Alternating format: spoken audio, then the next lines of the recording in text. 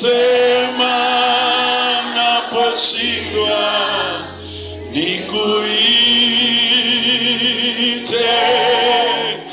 mimi leo nakuita nisikie, usiende mbali nami, usiniache peke. Mungu wangu, Mungu wangu, Baba, kwa sauti ya imani mwambie tena, ulisema nikuite Baba, mimi leo Baba nisikie, usiende mbali nami, usiniache peke yangu, mwambie Mungu wangu, Baba, kwa sauti kubwa ya imani tena mwambie, ulisema nikuite,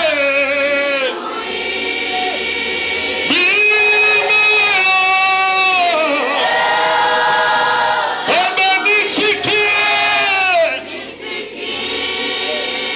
usiende mbali nami, usiniache peke yangu, Mungu wangu, Baba. Si kama kuna mtu ana imani usiku wa leo amwambie, ulisema nikuite Baba, mimi leo nisikie, usiende mbali nami, usiniache peke yangu, wewe Mungu wangu, Baba.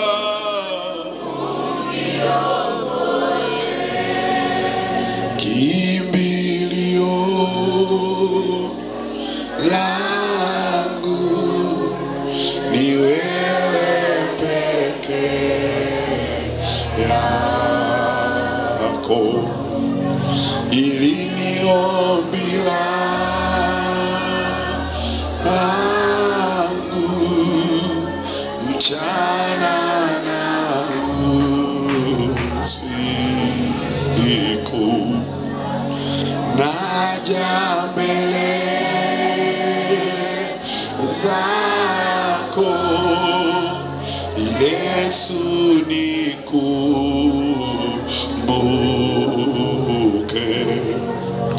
nipe furaha moyoni, niseme umetenda.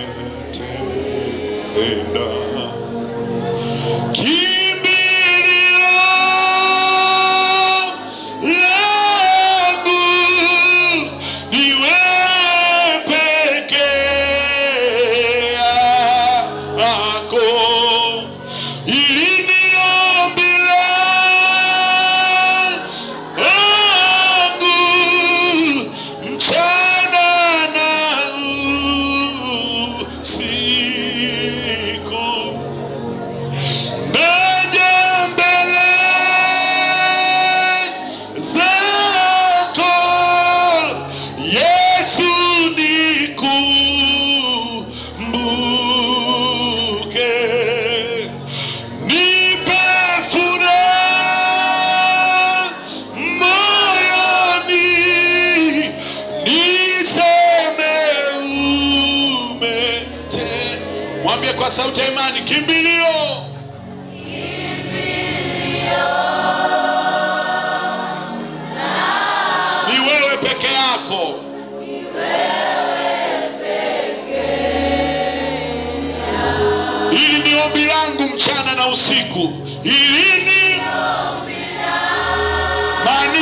gusa mwambie. Baba. Mwambie nakusikia. Naja mbele zako.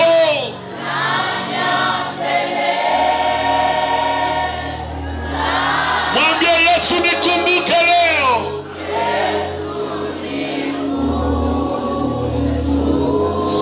Mwambie nipe furaha moyoni.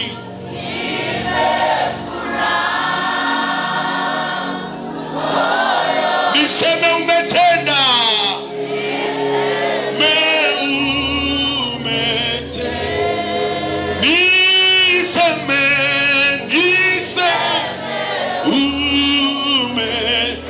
Kabla mwezi wa 4 hujaisha niseme.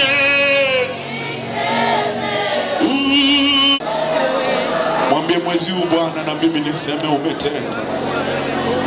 Nimechoka kusikia shuhuda za wengine. Zamu yangu Bwana, zamu yangu.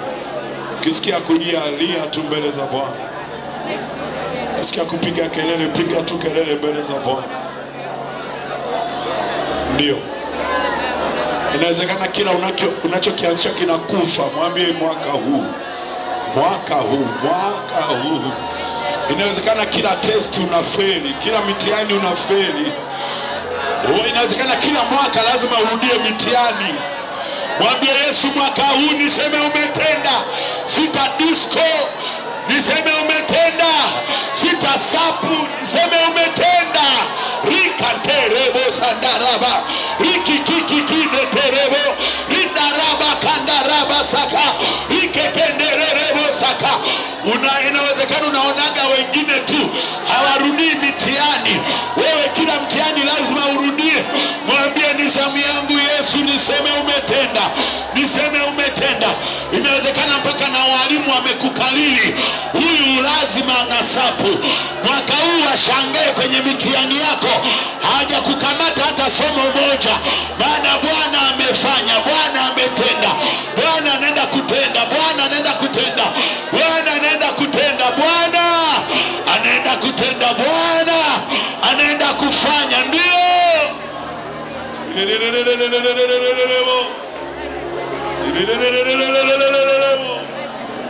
Ndio. Mimina moyo wako kwa Bwana.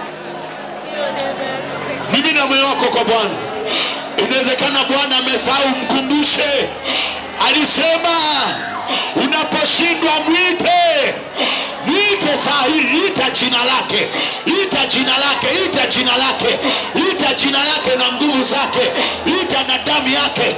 Huyo Mungu aliyemsaidia yule anaweza kukusaidia na wewe. Usinyamaze, usikae kama mtalii. Kila mtu aende mbele za Bwana. Usimwangalie jirani yako, kila mtu binafsi. Nenda mbele za Bwana binafsi. Usije kama umekuja kutalii kwenye ibada. Nguvu za Mungu zinapita hapa. Nguvu za Mungu zinapita hapa. Nguvu za Mungu zinapita hapa. Utiisho wake unapita hapa. Utiisho wake unapita hapa. Utiisho wake unapita hapa. Utiisho wake unapita kama moto, kiti kwa kiti, kiti kwa kiti, kiti kwa kiti, kiti kwa kiti, kiti kwa kiti, kiti kwa kiti, kiti kwa kiti. Roho Mtakatifu pita. Kuna wengine wamekata tamaa, kila wakifanya mitihani wanafeli, wameshindwa tena, wamekata tamaa, wanatamani kuacha hata chuo. Yesu tenda, waseme Bwana amenisaidia, Bwana amenisaidia, Bwana amenisaidia, Bwana amenisaidia. Wengine wanataka kuahirisha mwaka, wanataka kuahirisha mwaka, hawana ada. Yesu pita, waseme umetenda, waseme umetenda, waseme umetenda. Wengine hata hela ya kula hawana, hata hela ya kujitunza hawana, wako njia panda, wamekukimbilia wewe ili wasiaibike milele. Kwa haki yako ponya, sikia maombi yao, sikia kilio cha huyu binti, sikia kilio cha huyu msichana, sikia kilio cha huyu kijana wa kiume, sikia maombi ya watoto wako. Riketerebo sanderelele.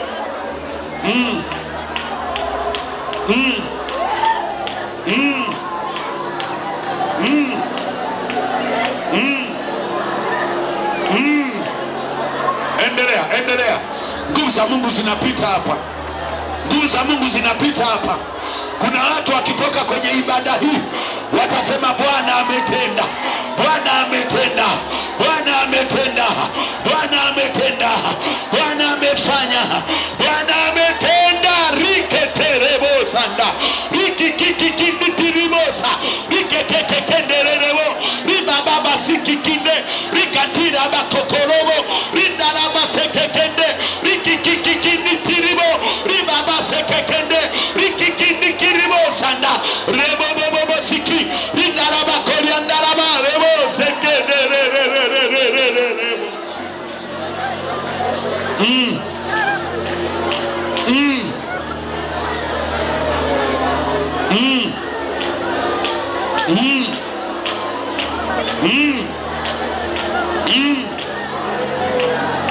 Wewe ndiwe Mungu ubadiliki, Elohim Baba yangu na kuabudu. Uaminifu wako hauna kipimo, nayo matendo yako nayajua. Wewe ndiwe Mungu ubadiliki, Elohim Baba yangu na kuabudu. Uaminifu wako hauna kipimo, na matendo yako nayajua. Wewe ndiwe Mungu ubadiliki, Elohim Baba yangu na kuabudu. Uaminifu wako hauna kipimo, nayo matendo yako nayajua. Nayo matendo yako nayajua. Nayo matendo yako nayajua. Nayo matendo yako nayajua. Wewe ndiwe Mungu ubadiliki, Elohim Baba yangu na kuabudu. Uaminifu wako hauna kipimo, nayo matendo yako nayajua. No one can touch me like you do. No one can heal me like you do. No one can love me like you do. You are the living God. Oh, is there no one like you? You are the living God. Oh, is there no one like you? No one can touch me like you do. No one can heal me like you do, Father. No one can answer me like you do. You are the living God. Oh, is there no one like you? You are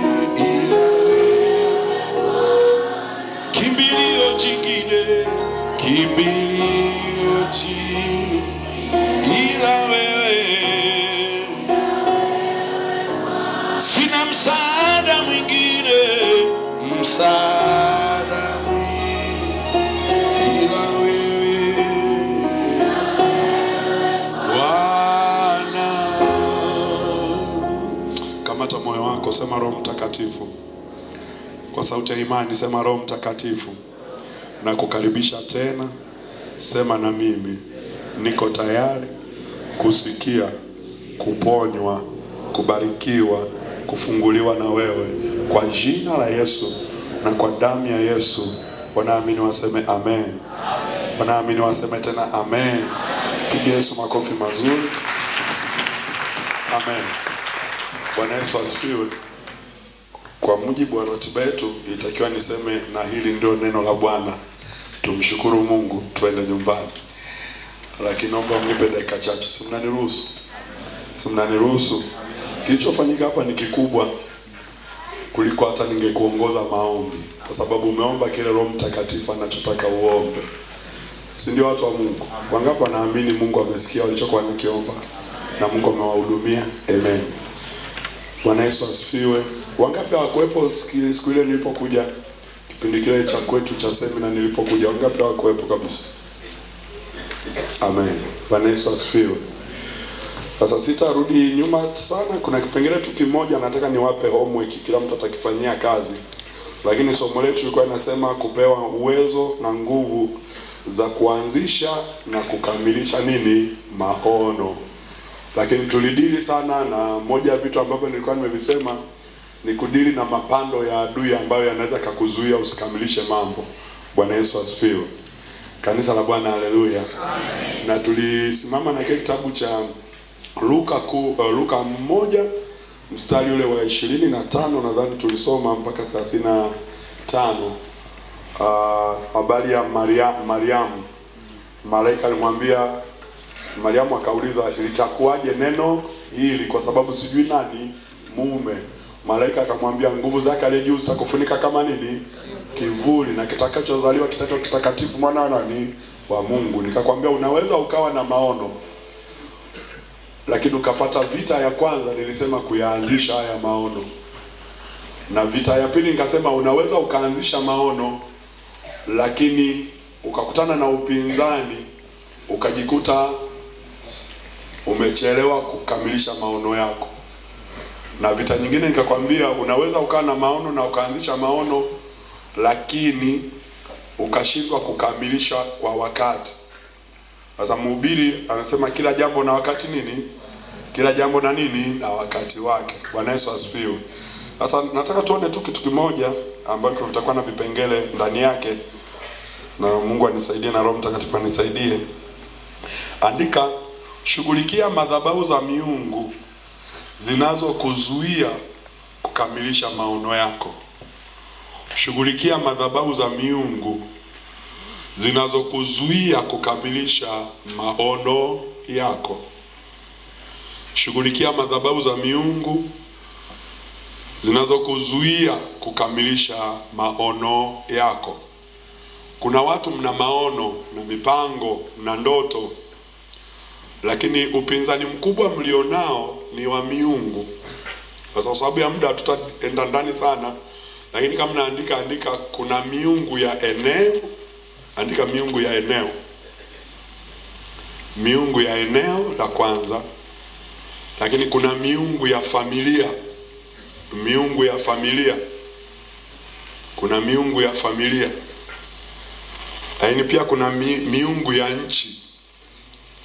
Miungu ya nchi au taifa.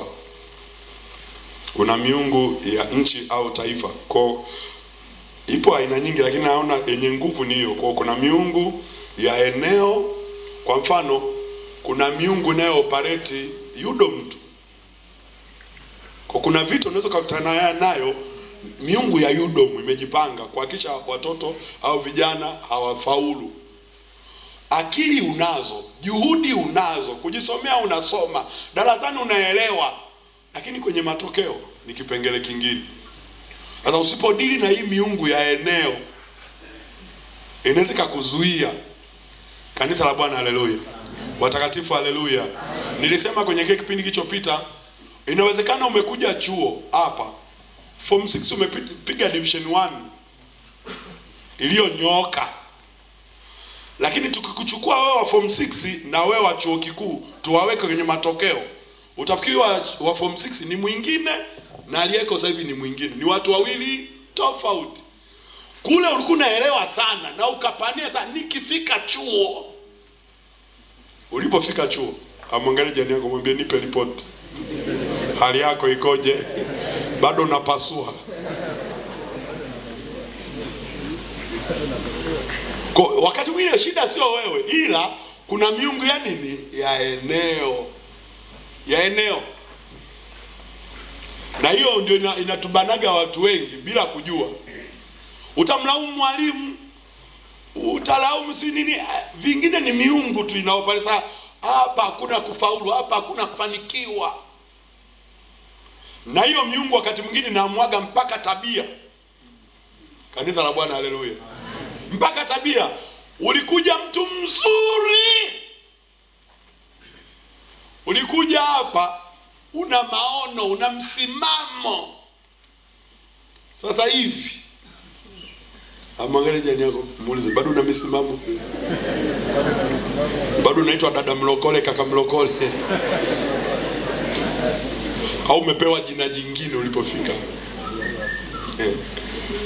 Zamani ulikuwa ukiitwa dada shitwa.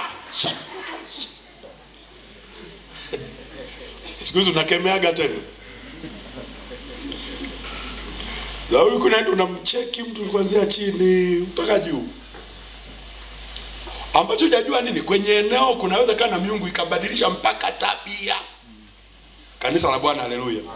Kanisa la Bwana haleluya. Tusome kile kitabu cha Hesabu. Mstari haukuwepo kwenye notes lakini ngoja tuusome. Hesabu 25. Niliwahi kusema hapa. Nirudie tena. Nadhani nitawasaidia sana pia kutembea kwa tahadhari. Kanisa la Bwana haleluya. Amen. Hesabu 25:1-5. Hesabu 25:1-5 anasema, Hesabu 25:1-5 anasema, basi Israeli akakaa Shitimu, kisha watu wakaanza kuzini pamoja na wanawake wa Moabu, kwa kuwa walialikwa hao watu waende sadakani, sadaka walizowachinjia miungu yao. Watu wakala chakula, wakaisujudu hiyo miungu yao. Sema watu wakala chakula. Sema tena watu wakala chakula, wakaisujudu hiyo miungu yao. Mstari wa 3 anasema, ikawa Israeli kujiungamanisha na Bapeori, hasira za Bwana zikawaka juu ya nani? Ya Israeli. Sema ikawa Israeli kujiungamanisha na Bapeori. Akikumbuka pale juu anasema walipokula kile chakula wakaisujudu hiyo nini? Miungu.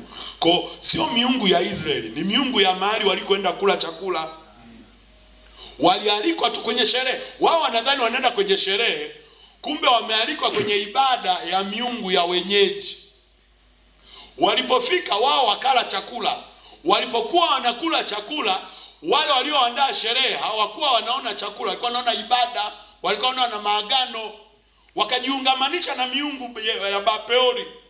Maanake walikuja na mungu mwingine. Walipokuja kwenye ile eneo la sherehe, kukawa na mungu mwingine anaye control ibada, na kile chakula hakikuwa chakula cha kawaida. Kwa macho ya nyama yamkini walikula pilau fresh kabisa na nyama choma safi kabisa, lakini kwenye ulimwengu wao hazikuwa nyama. Haleluya. Amwangalie jana umwambie umegonga misosi mingapi ya watu. Na wengine juzi hapa si kulikuwa na kasherehe kale mlialikwa nyewe wengine hapa, mlienda kwenye maulidi si mwenye idi. Mlio futari za watu punga mkono. Si ni futari tu. Sio futari tu. Rohoni wewe unasikiaje? Kwa unaweza kujikuta umejiungamanisha na miungu ya Yudom bila wewe kujua. Na hiyo miungu inakuwekea mpaka limitation. Unakuwa na akili, unaweza kusoma vizuri, lakini unajikuta unafanana tabia na watu wa Yudom. Unafanana mwenendo na watu walio hapa.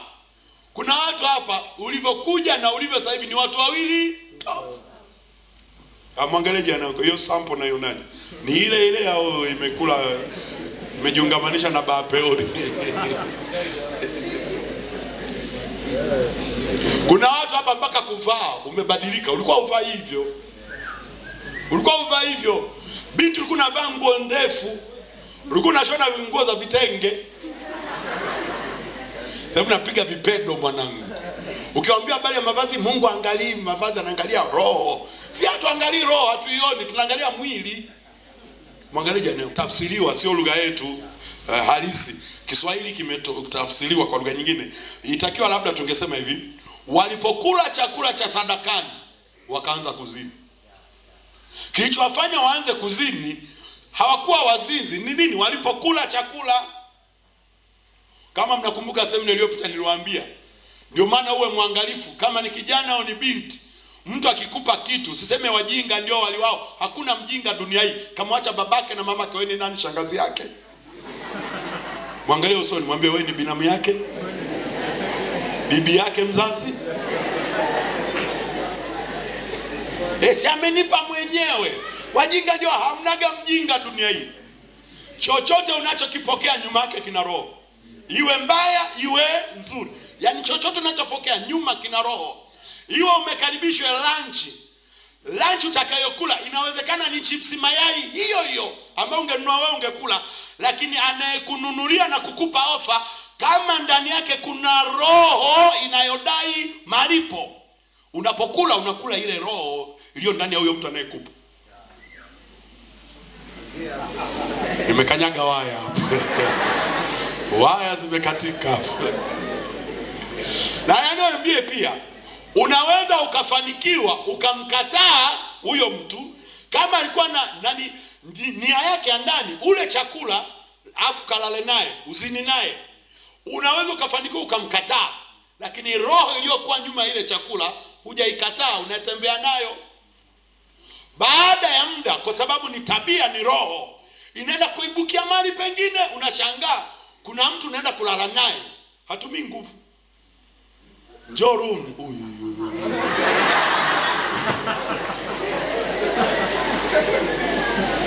Hatumii nguvu. Kwa nini? Kuna aliyelainisha akatupa roho. Yeye akakosa, lakini roho imeambatana na aliyekula msosi. Afu ukishazini naye unasikia hasira, unaapa, ukifika room unalia, sisi ni tena, sisi nisamehe Mungu, nisamehe. Kesho kutwa Joy room.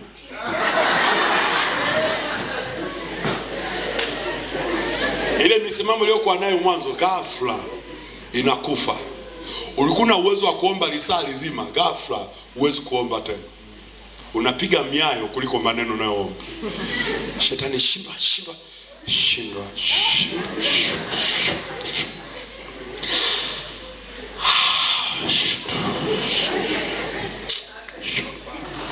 Mwisho unamkemea mpaka na Yesu, Yesu toka.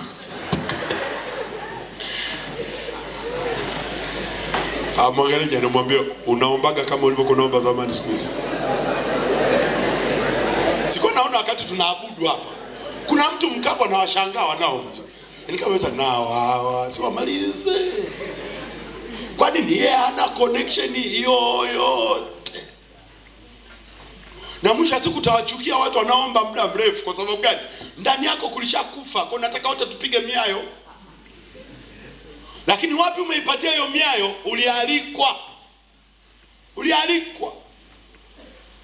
Na hii ndio imekamata vijana. Sasa hivi sio mabinti tu. Sasa hivi janga limehamia kwa watoto wa kiume. Vijana wa kiume mnapenda sana ofa siku hizi. Haleluya. Kwani uongo? Siku hizi napenda kweli mitelemko, watoto wa kiume. Mashangazi. Nabeba ni mishangazi.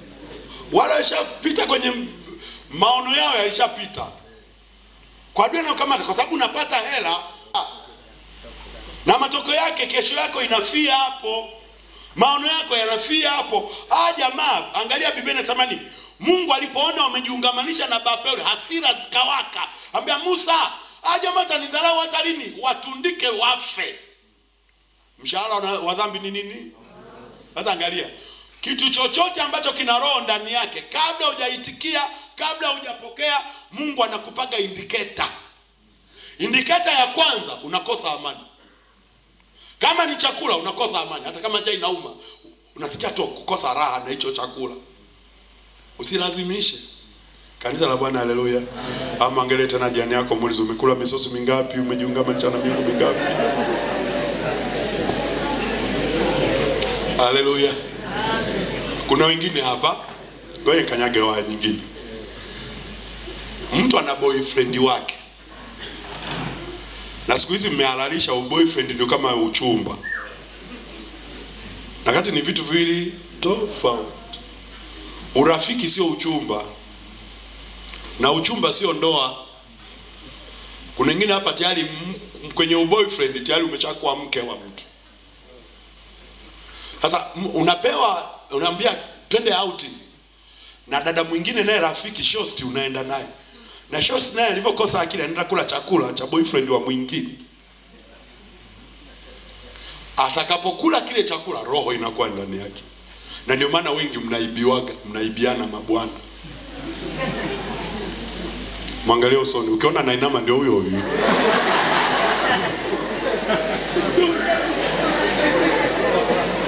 Ukiona nainama na kasirika ndio huyo. Reception ikianza kubadilika tu ndio huyo. Unajikuta mnaadapti roho moja. Na ukishaibebe roho, kuja kujua kwamba hiki ndio kilichosababisha madhara nayopata sasa hivi ni ngumu. Mungu atuponye katika jina la Yesu. Nasema tena Mungu atuponye katika jina la Yesu. Wanaamini waseme amen. Sasa kwa sababu ya muda, andika mambo haya. Nguvu ya hizo madhabahu ya miungu inatokana na, nguvu ya hiyo madhabahu ya miungu inatokana na, iweke hivyo hivyo, nguvu ya hiyo madhabahu ya miungu inatokana na. Maana nataka uone nguvu za hizo madhabahu, na ndio nitawapa homework ya kuzifanyia kazi. Nguvu ya kwanza au moja ya kitu ambacho kinaipa nguvu madhabahu na miungu yake ni neno au maneno yanayotamkwa kwenye hiyo madhabahu. Neno au maneno yanayotamkwa kwenye hiyo madhabahu. Neno au maneno yanayotamkwa kwenye hiyo madhabahu.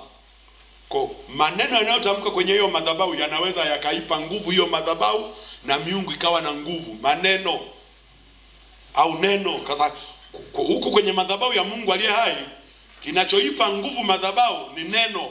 Neno la nani? La Kristo, neno la Mungu. Linapohubiriwa, kwa mfano kama hapa tunapohubiri injili ya kweli na neno la Kristo la kweli, kuna namna madhabahu hii inahuishwa kwa kiwango ambacho hata kama mtu alikuwa busy namna gani, akisikia kuna ibada hapa, kwa sababu kuna neno ambalo linatokaga hapa linampa nguvu. Akitoka akienda akisikia kwa sababu jamani kuna ibada, anawahi. Kwa nini? Kuna kitu anakipataga kwenye hiyo madhabahu. Neno akilipata linamhuisha, linamponya, linamfungua. Kwa madhabahu inakuwa na nguvu. Nguvu ya madhabahu yoyote ni neno linalotoka kwenye hiyo madhabahu. Na upande wa shetani hivyo hivyo, nguvu ya madhabahu inategemea pia na maneno yanayotamkwa. Mfano, na upande wa pili wa madhabahu za miungu wanatamka maneno. Kwa mfano mnasema tuone kama utafaulu. Ukisikia mtu anasema tuone kama utafaulu, usipuuze, kwa sababu ni maneno tu. Yamkini yanatoka kwenye hiyo madhabahu anayoiabudu. Kwa hiyo anaenda na hiyo nguvu. Usipoashughulikia, unakuta naye anakupata, ni kweli unafeli. Sasa tuone kama utafaulu mtihani. Usipuuze, ni neno linatoka kwenye, ni mtu ametamka lakini lina nguvu kutoka mahali fulani. Kwa mtu akitamka neno, futa saa hiyo hiyo. Tuone kama mtaolewa, unatamka nitaolewa katika jina la Yesu. Tuone kama mtafaulu, utafaulu, maana neno linasema nitakuwa kichwa wala si mkia. Yaani neno kwa neno, papo kwa papo. Wanaelewa waseme amen. Wanaamini waseme tena amen. Wanaamini waseme tena amen. Akitamka neno usilipuuze, futa. Usilifute tu kwa maana yani unasema haitaweza, haitatokea. Tamka neno la pili kutoka kwenye madhabahu ya Mungu wako. Kama anasema hautaolewa, kwenye huku kwenye neno la madhabahu ya Mungu wako, Biblia inasema nyumbani kwenu kutasikika sauti ya bibi harusi na bwana harusi. Tamka hilo neno kwa imani. Wanaamini waseme amen. Wanaamini waseme tena amen. Kitabu cha Hesabu 23. Hesabu 23 mstari wa 7 mpaka 11. Hesabu 23 7 mpaka 11, neno la Mungu linasema hivi. Hesabu 23 7 11 anasema, akatunga mithali yake akasema, Balaki amenileta kutoka Aramu, mfalme wa Moabu kutoka milima mashariki. Njoo unilaanie Yakobo, njoo unishutumie Israeli. Anasema mstari wa 8, nimlaanije yeye ambaye Mungu akumlaani? Nimshutumuje yeye ambaye Bwana akumshutumu? Kutoka kilele cha majabali namuona, na kutoka milima na mtazama, angalia ni watu wakao peke yao, wala hawakuhesabiwa pamoja na mataifa. Ni nani awezaye kufanya idadi ya mavumbi ya Yakobo, au kuhesabu roho ya Israeli? Na nife kifo chake mwenye haki, na mwisho wangu uwe mfano wa mwisho wake. Balaki akamwambia Balaam, umenitendea nini? Nimekuleta ili walaani adui zangu. Tazama umewabariki kabisa kabisa. Na kila mwenye uhai aseme amen. Kila aliyekutamkia neno la laana, tunageuza laana ikawe baraka katika jina la Yesu. Waliotamka maneno ya laana, utashindwa, ukashinde katika jina la Yesu. Ukafanikiwe katika jina la Yesu. Ukafaulu katika jina la Yesu. Ukaongezeke katika jina la Yesu. Ukaende viwango vingine katika jina la Yesu. Wanaamini waseme amen. Haya maneno anasema alimwalika Balaki, akamwalika Balaam ili afanye nini? Amlaani Yakobo. Kulaani manake ni maneno, atamke maneno ya laana juu ya Yakobo. Hasa alichokutana nacho, Balaam anamwambia Balaki, huyu jamaa uliyeniambia nije nimlaani halaaniki. Kwa nini? Mungu hajamlaani. Mungu anambariki. Kwa hiyo hata nikitamka baraka hazimfikii jamaa. Akashangaa, badala ya laana kufanya kazi, baraka anashangaa. Aliyetakiwa kulaaniwa, badala ya kulaaniwa naona anabarikiwa tu. Anabarikiwa tu. Kwa nini? Angalia aliyetumwa kulaani akajiungamanisha na upako wa Yakobo. Sasa nife kifo chake mwenye haki mwenzangu, sitaki hayo matatizo yako. Mmalizane wenyewe na waganga wako, lakini mimi naambatana na Yakobo.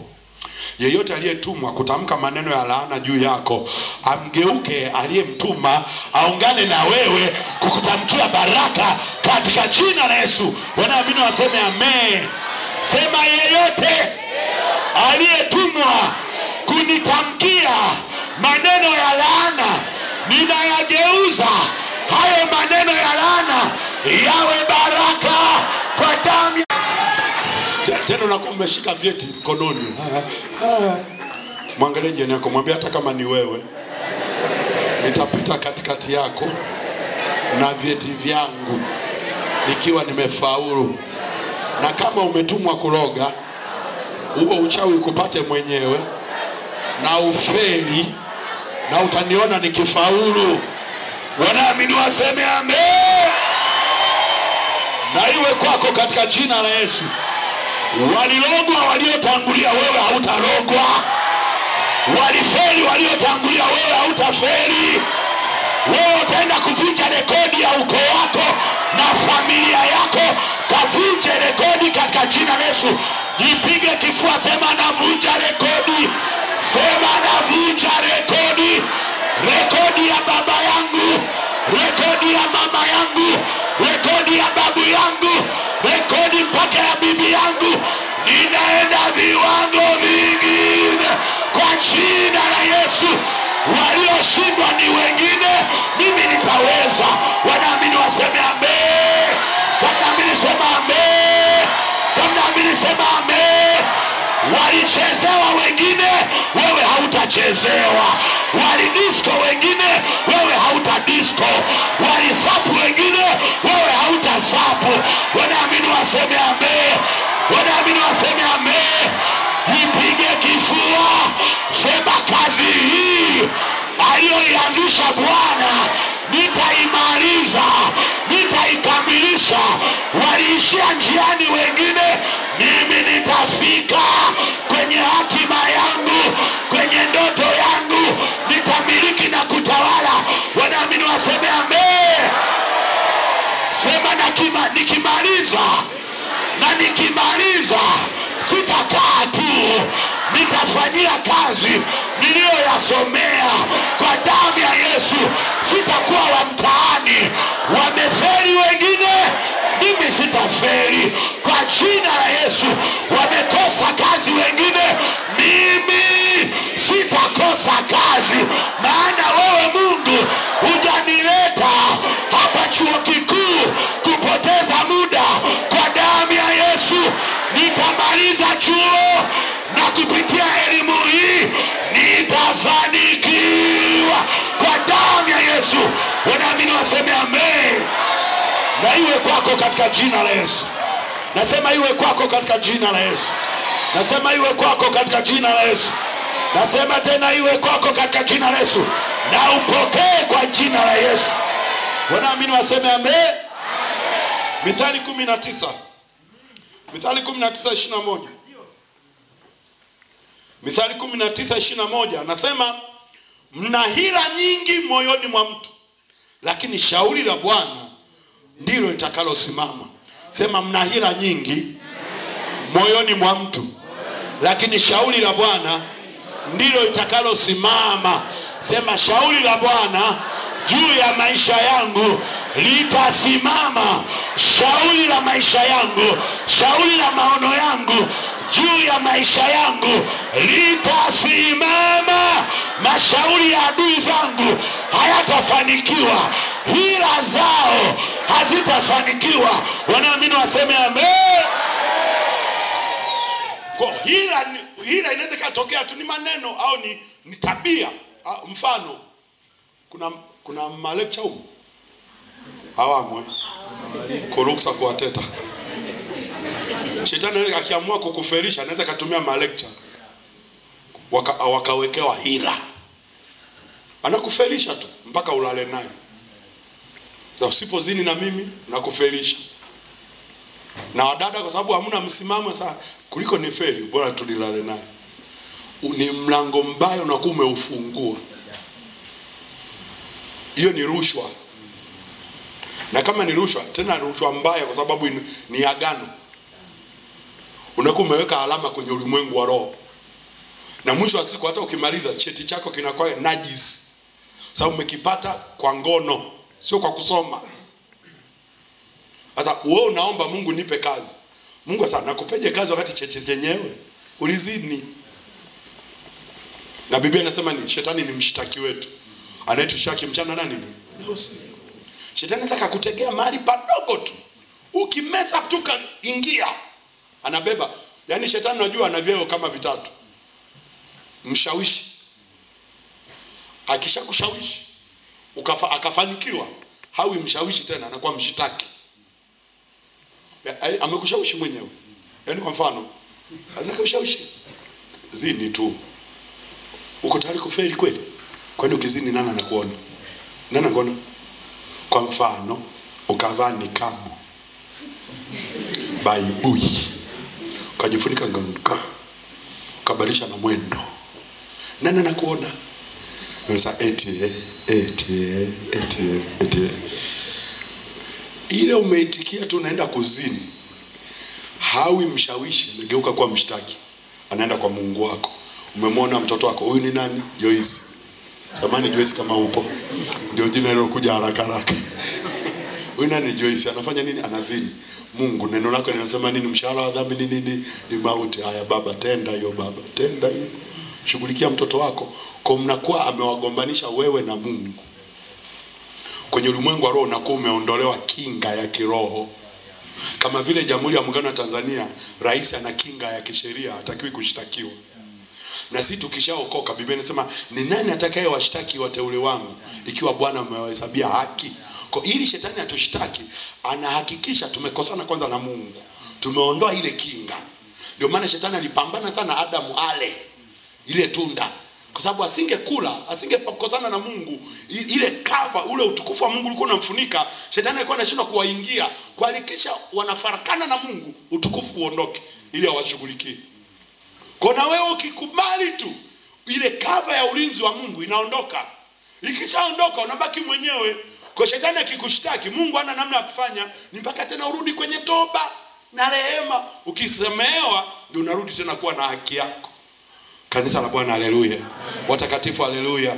Sema kila hila iliyopangwa juu yangu haitafanikiwa kwa jina la Yesu na kwa damu ya Yesu.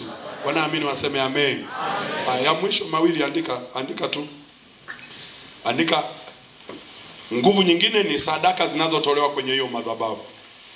Sadaka zinazotolewa kwenye hiyo madhabahu. Sadaka zinazotolewa kwenye hiyo madhabahu zinaipa nguvu hiyo miungu. Sadaka zinazotolewa kwenye hiyo madhabahu zinaipa nguvu hiyo miungu. Sadaka zinazotolewa kwenye hiyo madhabahu zinaipa nguvu hiyo miungu. Na jambo la tatu, makuhani wa hiyo madhabahu wanaosababisha moto usizimike. Nguvu nyingine ya hizo madhabahu na miungu inategemea makuhani wa hiyo madhabahu wanaosababisha moto usizimike.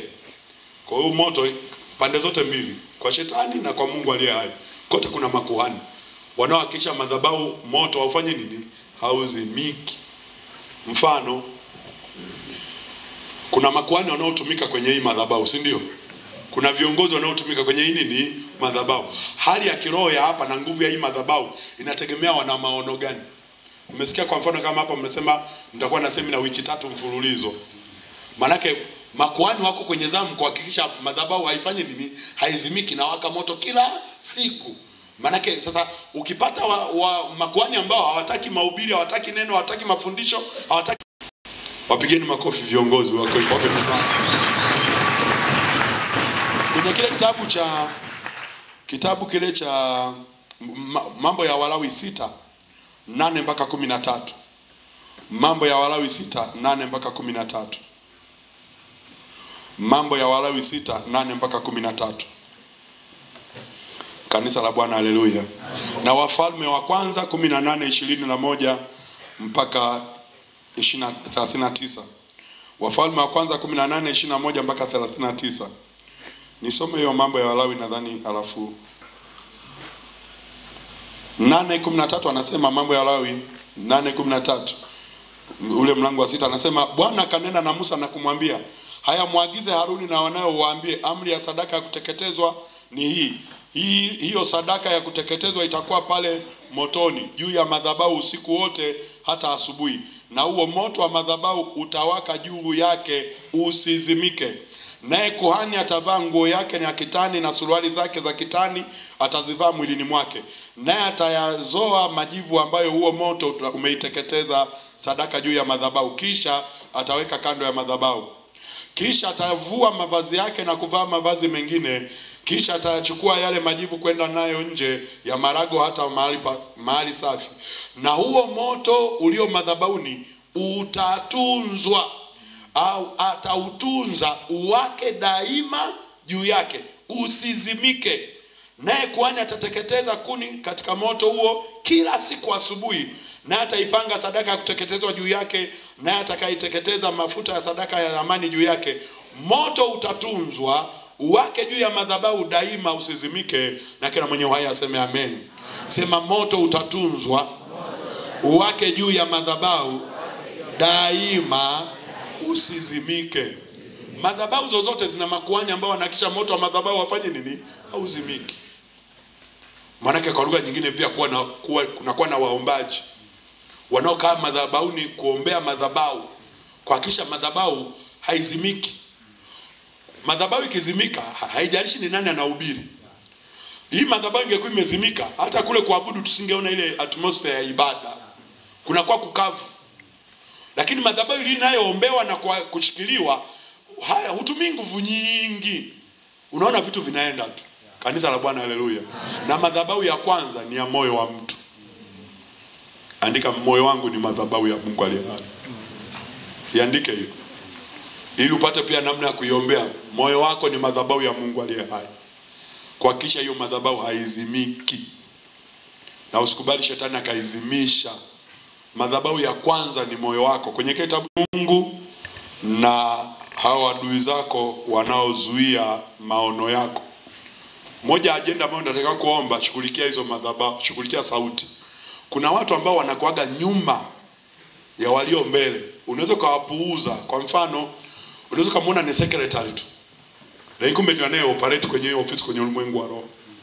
Kanisa la Bwana, haleluya. Kitabu kile cha Wafalme wa kwanza 19:1 mpaka 3.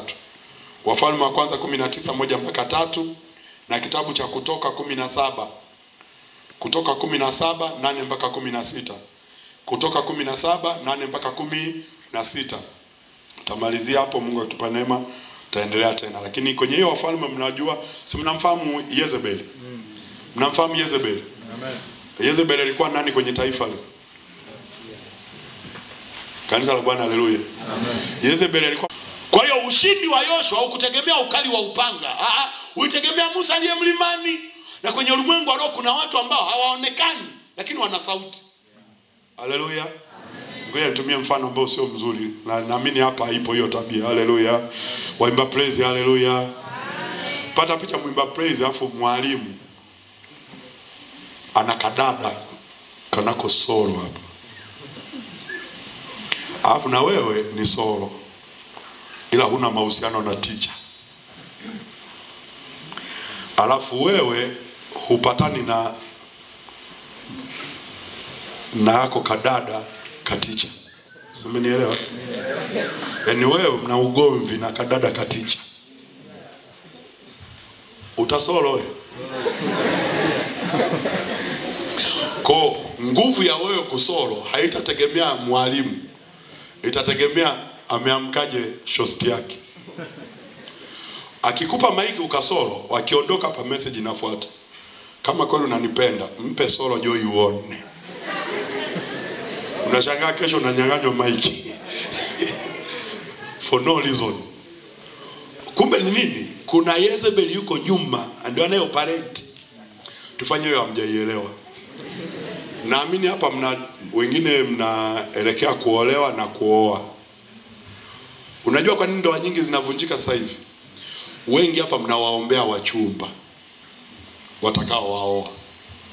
Mungu nipe mrefu, mwanaume mrefu, mweusi, Mnyakyusa.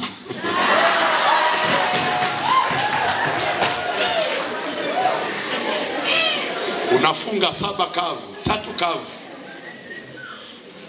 Unasahau kwamba swala la kuolewa na kuoa, ndoa ni taasisi. Haitegemei tu unayemuoa na unayeolewa naye. Ukijua ni ndoa ni taasisi, cha kwanza utakachokifanya ni kuulizia ukweni. Mama mkwe yukoje? Mawifi wakoje? Shemeji wakoje? Wengi hatuoni kama wana nguvu, tunamuombea tu yule anayekuhusu. Na wengine mnapewa indicator. Hata sasa hivi kuna mtu mmepewa indicator. Huo ukoo unaoolewa unaujua. Unapewa signal, mama mkwe wako namjua. Sasa kwani mimi naolewa na mama mkwe au naolewa na mwanaume? Akinipenda mme inatosha. Unasahau kwamba maamuzi ya kuolewa yanaweza kasimamishwa na mama mkwe tu. Kwa hiyo si swala la naye kuoa tu, shughulikia na huyo mwenye sauti. Sababu kama hutaomba, mtenda urafiki wa miaka 7, miaka 8. Akifika saa ya kuoa, anaenda kumwambia mama yake, mama nataka kuoa. Nani? Sofia. Wa wapi? Mchaga. Mchaga wa wapi? Unalijua kabila lile lingine. Sasa kama ni mimi nimekuzaa kwenye tumbo miezi 9. Leta huo Mchaga hapa uone. Kama ni mimi nimekuzaa, mlete huyo Mnyakyusa hapa uone. Mchumba anakuwa hana shida. Shida inakuwa wapi? Aliye na sauti. Ni nani na sauti? Hata hapa chuoni hapa, unaweka shangaa aliye na sauti sio mkuu wa chuo. Yamkini ni watu 2 watatu tu wana nguvu. Kwenye maombi ushughulikia hao na hizo sauti zao zinyamaze ili cha kwako kipite katika jina la Yesu. Wanaamini waseme amen. Sema kila sauti iliyo nyuma ya hiyo miungu inyamaze kimya. Kila sauti inayozuia maono yangu na inyamazisha kimya kwa jina la Yesu, kwa damu ya Yesu. Wanaamini waseme amen. Wangapi wameelewa?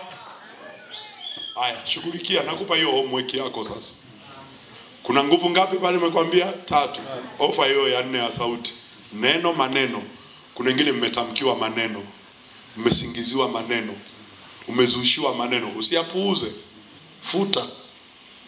Usipoyashughulikia yanakukwamisha maono yako. Kuna wengine mmesingiziwa mpaka kwa walimu. Adui anaweza kukukwamisha kwa maneno tu. Hakuna kitu kinauma kama maneno ya kuzushiwa. Futa kwenye ulimwengu wa roho. Sawa watu wa Mungu. Lakini eneo lingine ni la sadaka. Mfano, si kama umejifunza, jifunze kila msimu nao uendea kwenye mitihani, jifunze kutoa sadaka. Kila msimu nao uendea mitihani, jifunze kutoa sadaka. Ili hiyo sadaka ikupe nguvu na sauti kwenye mtihani. Wewe unaachilia sadaka madhabahuni na umwambia Mungu, wewe ndio mdhamini wangu. Wewe ndio wakili wangu kwenye haya masomo. Wewe ndio mwalimu wangu. Napoenda darasani nikumbushe. Kazi ya Roho Mtakatifu si nikukumbusha. Kwa ukitoa sadaka unajiatachi na Roho Mtakatifu au anakukumbusha. Ukisahau kumbuka. Sio swala la kwenda kuandika nani kwenye viganja vya mikono. Roho Mtakatifu anaweza kukukumbusha yote hata ambayo hujasoma. Hata maswali ya mtego, Roho Mtakatifu atakupa ufahamu wa namna ya kujibu. Kuna mtu amenielewa? Na ikawa hivyo kwako katika jina la Yesu. Amen. Na hili ndio neno la Bwana. Tusimame.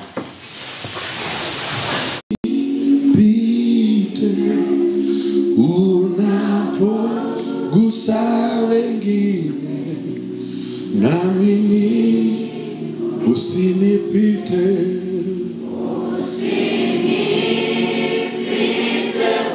Ye Baba, unapogusa wengine pite. pita wengine, nami ni usinipite. Usinipite Bwana. Ye Baba, usinipite. Unapo Happy birthday to you. Happy birthday. Happy birthday to you. Happy birthday. Happy birthday to you. Happy birthday. Happy birthday to you. Happy birthday. Happy birthday to you. Happy birthday. Happy birthday to you. Happy birthday. Happy birthday. Happy birthday to you. How old are you now? How old are you now? Happy birthday. Happy birthday. Happy birthday to you.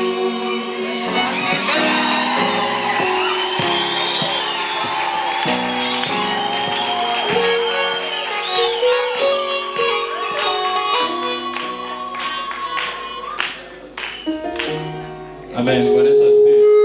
Basi ngoja nimpe baba, huenda ana neno la kushukuru.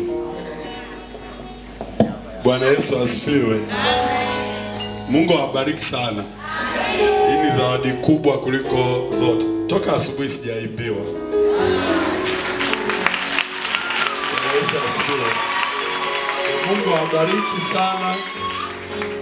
Na nimepokea kwa shukrani kabisa. Amen.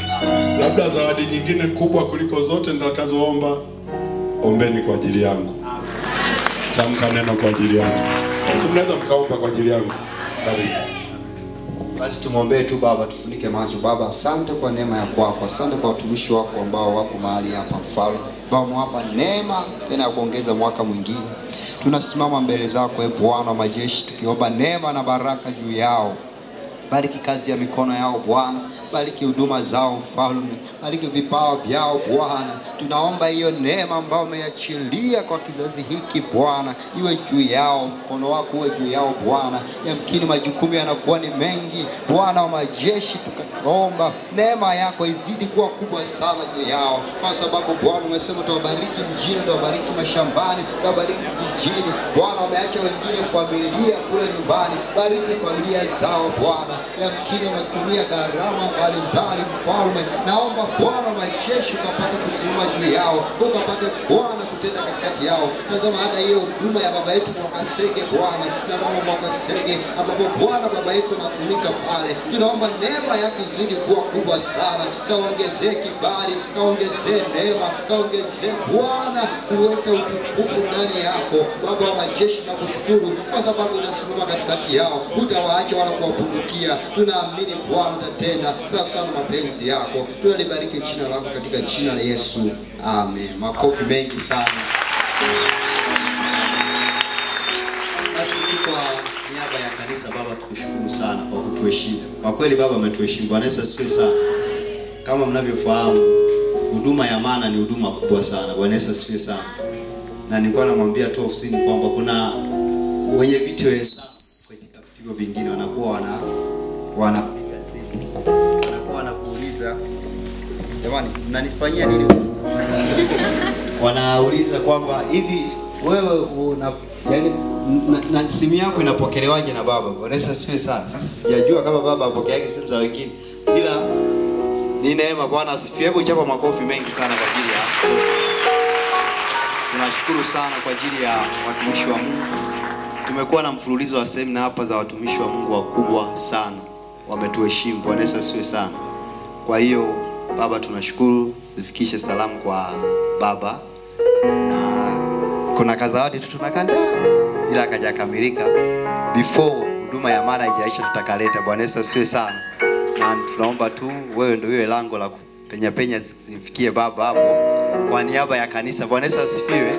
Kwa hiyo tutawawakilisha kama viongozi, na hiyo baraka ambayo itafika kwa baba na neno ambalo atalitamka baba itawafikia ninyi. Haleluya. Amen. Asante sana. Mkuu, naona una neno la kusema.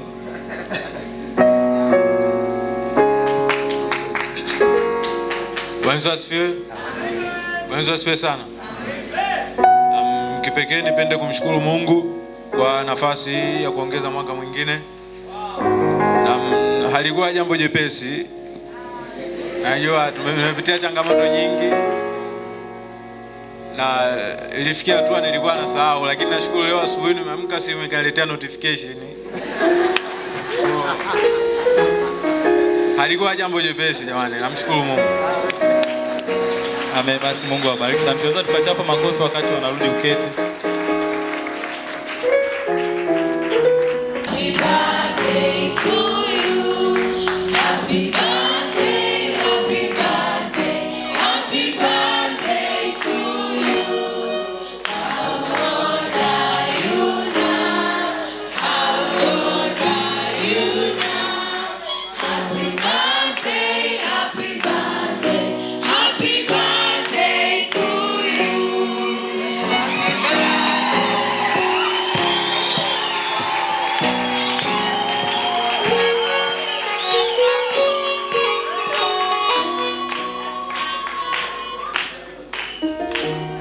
Amen. Bwana Yesu asifiwe. Basi ngoja nimpe baba, huenda ana neno la kushukuru. Bwana Yesu asifiwe.